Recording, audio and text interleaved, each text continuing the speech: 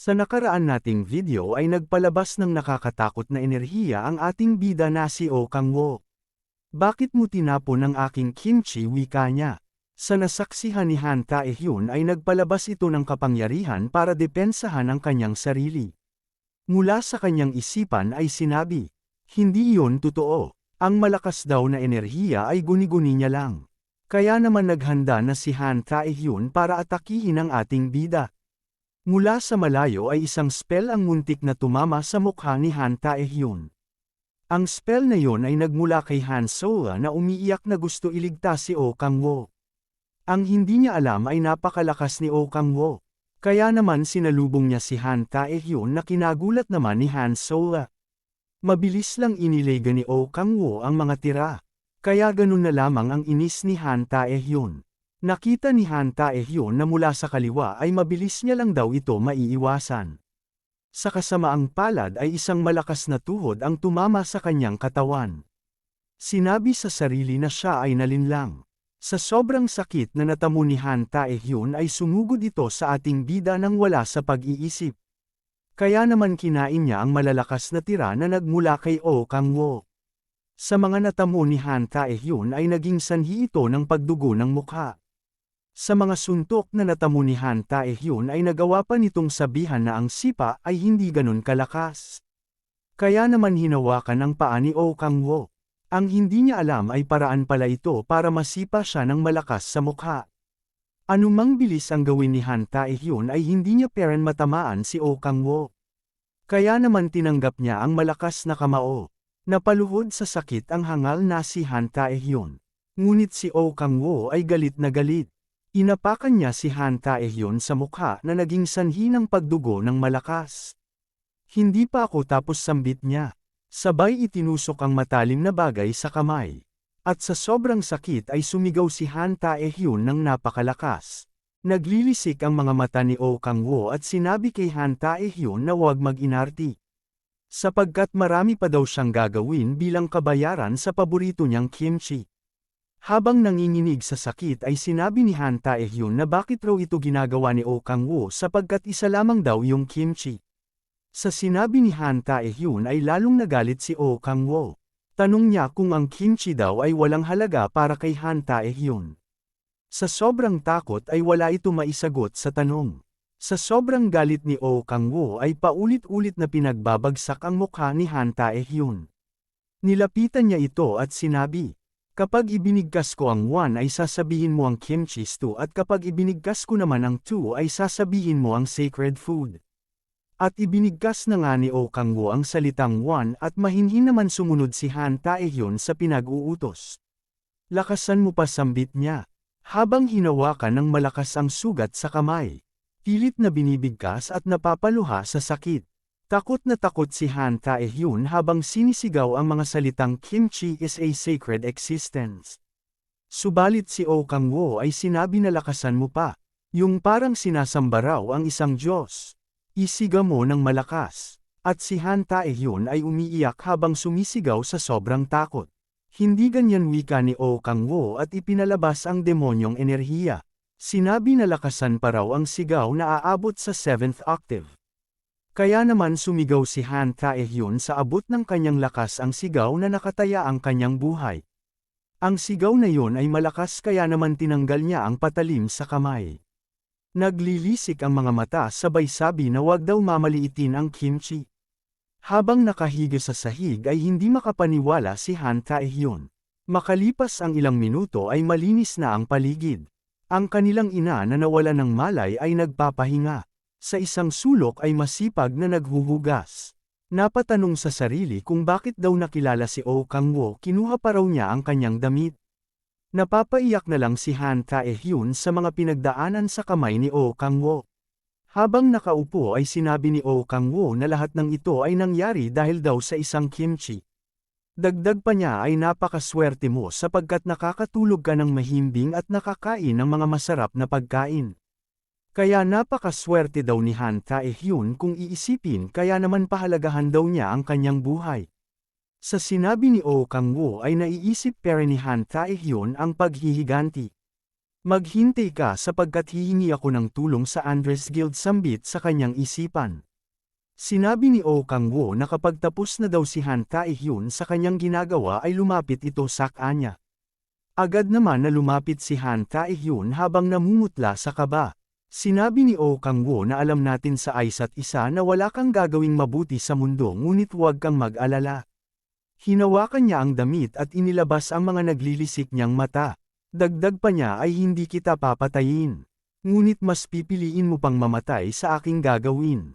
Nagdilim ang paligid at hindi alam ang gagawin. Ginamit niya ang Demon Orobas, Power of Dread. Hinawakan ng dalawang kamay si Han Tae-hyun habang pilit na nagmamakaawa. Ang malaking demonyo ay pilit na nilalapit ang mata sa harap ni Han Tae-hyun.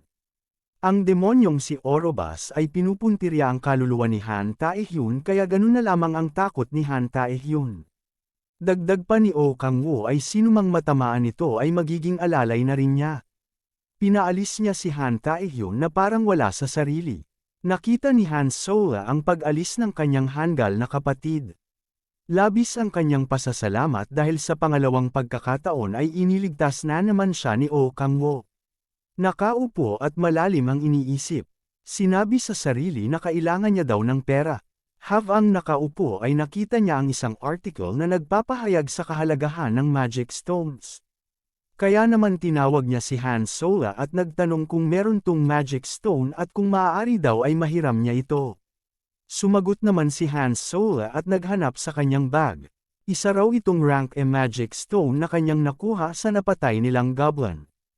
Ayon sa kanyang nabasa na kapag ang kulay ay mas may itim ay mas mataas ang rank ng magic stone.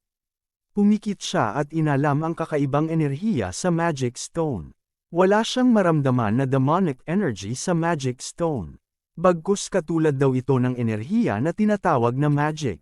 Ang magic stone ay walang demonic energy kundi isang magic energy. Napaisip naman siya at nagtaka kung saan daw nanggagaling ang demonic energy. Ibinalik niya ang magic stone kay Han Sola. At sinabi sa sarili na ngayon ay kailangan niya daw magkolekta ng magic stone para magkaroon na din ng pera. Pero kung gagawin niya yon ay kailangan niya ng player card. Kaya naman tinanong niya si Han Sola kung saan ang malapit na player support center sa kanilang lugar.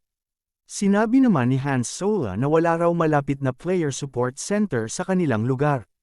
Dagdag pa niya ay kung gusto daw ni Oh Kang-woo ay sasamahan niya na lang ito papunta ng player support center. Sapagkat pupunta rin daw siya doon para sa kanyang second awakening at gusto niya daw kumita ng pera para sa ikakabuti ng kanyang ina. Muling nagpasalamat si Han Sola sa pagliligtas sa kanila. Wala iyon sagot ni Oh Kang-woo. At sa kanyang isipan ay sa loob ng 10,000 taon ay sa wakas ay nakakita daw siya ng anghel. Gayunpaman sa ngayon ay wala daw siyang balak na tulungan si Han Sola. Dahil kapag kasama niya ito ay babagal daw ang kanyang hunting efficiently. Masakit man daw kung iisipin ay iyon ang totoo. Kailangan niya daw baliwalain ang lahat ng maaaring sagabal sa pagbabalik ng kanyang kapangyarihan. Dagdag pa niya na ngayon ay nasa Earth na siya ay kailang niya daw maging malakas katulad ng ginawa niya sa impyerno. Sa kanyang pag-iisip ay tinawag na siya ni Han Sola para pumunta sa Player Support Center. Sumakay sila sa train papunta sa Player Support Center.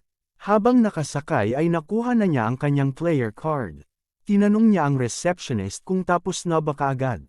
Sumagot naman ito na tapos na daw gawin ang kanyang player card at tinanong siya nito kung meron pa raw siyang kailangan. Wala na bigkas ni Oh Kang-woo habang iniisip na sa 5 taon niyang pagkawala ay wala man lang daw humanap sa kanya. Dagdag na niya ay sa 5 taon ay wala ni isa ang may alam kung anong hirap ang kanyang pinagdaanan. Sa malalim niya na pag-iisip ay sinabi ni Han Sola na malapit na daw sila sa kanilang pupuntahan. Mula sa train ay natanong niya ang malaking building. Pinuri niya ito at sinabi na ito daw ay maganda. Makalipas ang ilang minuto ay nasa harap na sila ng headquarter ng Player Support Center. Namangha si Oh Kang-woo sapagkat mas malaki pa daw ito sa Incheon Airport. Si Han Sola naman ay binigay ang luma niyang cellphone. Maaari daw siyang tawagan ni Oh Kang-woo gamit ang cellphone sa oras ng kailangan. Nagpasalamat naman siya at mula sa kanyang isipan ay sinabi na si Han Sola ay isang anghel. Magkaiba ang kanilang direksyon kaya naman nagpaalam muna si Han Solo at sinabi na siya ay pupunta sa register para sa basic lecture. Nagpaalam na din siya at sinabing tatawagan niya daw si Han Solo pagkatapos ng gawain. Huli man daw ay sabay silang kakain bigkas ni Han Solo. Oo, maganda yan, masayang sagot ni Oh Kang-woo. At silang dalawa ay pumunta na sa kani-kanilang pupuntahan.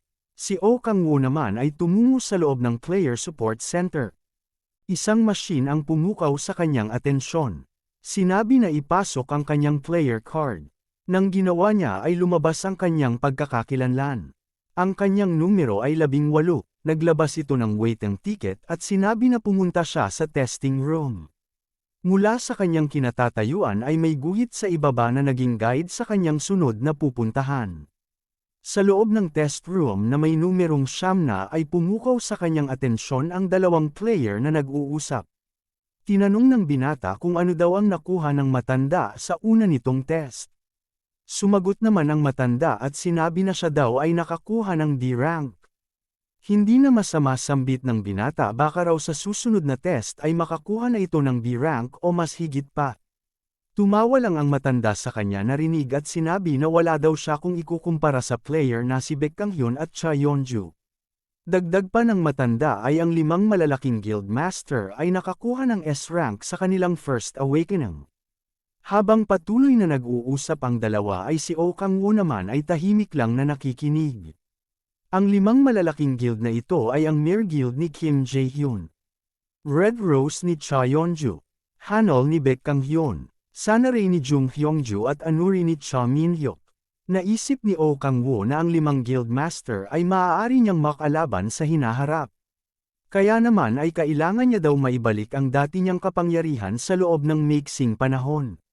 Dagdag pa niya ay kapag ginamit niya daw ng tama ang system ay malaki ang chance na lumakas pa siya kaysa sa dati.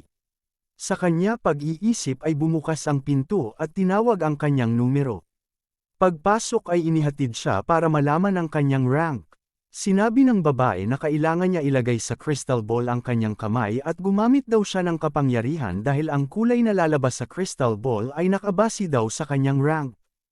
Sa isip ni Oh Kang-woo ay baka raw sobrang lakas niya at baka mahalata siya agad. Hinawakan niya ang crystal ball at naglabas ng nakakasilaw na liwanag.